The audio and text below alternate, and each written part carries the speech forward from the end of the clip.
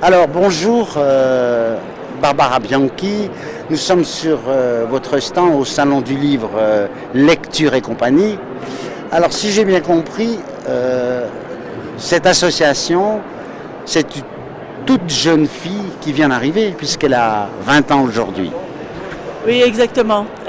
Bonjour. L'association Lecture et compagnie a été créée par moi-même d'ailleurs en 96. Et là, nous allons fêter au mois de juin nos 20 ans d'existence. Voilà. Alors, vous voulez que je vous explique un petit peu comment elle fonctionne ? Avant, j'aimerais vous demander, j'ai lu sur un des panneaux de votre stand un texte qui m'a beaucoup frappé, La lecture est une amitié, de Marcel Proust. C'est vous qui avez choisi cette phrase. Effectivement, ce sont des phrases que nous cherchons régulièrement pour essayer de mettre en image notre activité. Et c'est vrai que la lecture est la partie la plus importante de notre association, puisque c'est notre manière de rentrer en contact avec les gens et de créer des liens par le biais de la lecture, et des livres ou bien même des journaux, des magazines, et tout dépend de l'état entre guillemets intellectuel de la personne.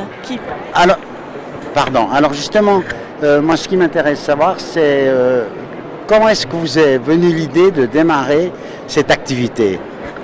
Alors l'idée m'est venue déjà en 94, 2 ans avant d'avoir créé officiellement l'association, par une amie qui avait 87 ans et qui venait de se faire opérer des 2 yeux du glaucome.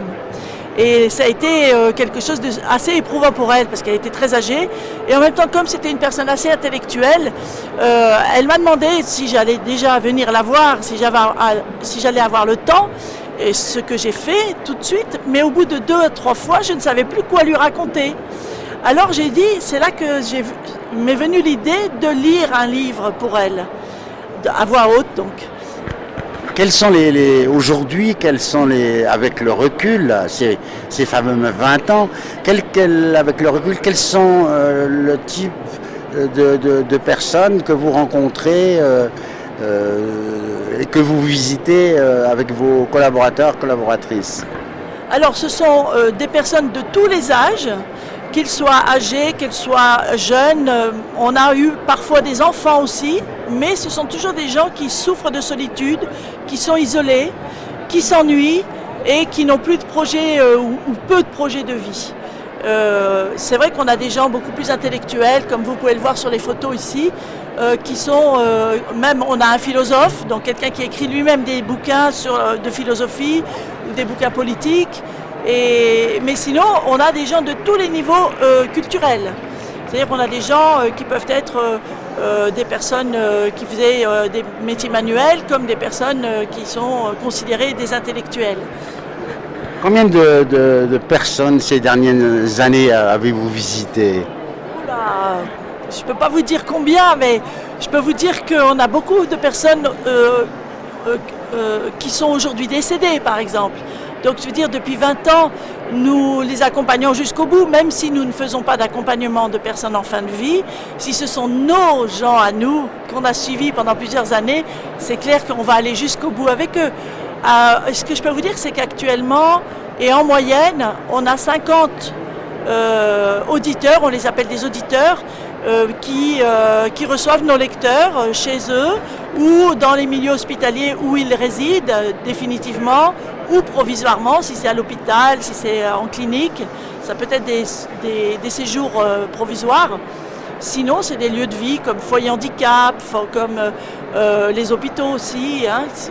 Parfois, on n'en sort pas. À domicile, beaucoup.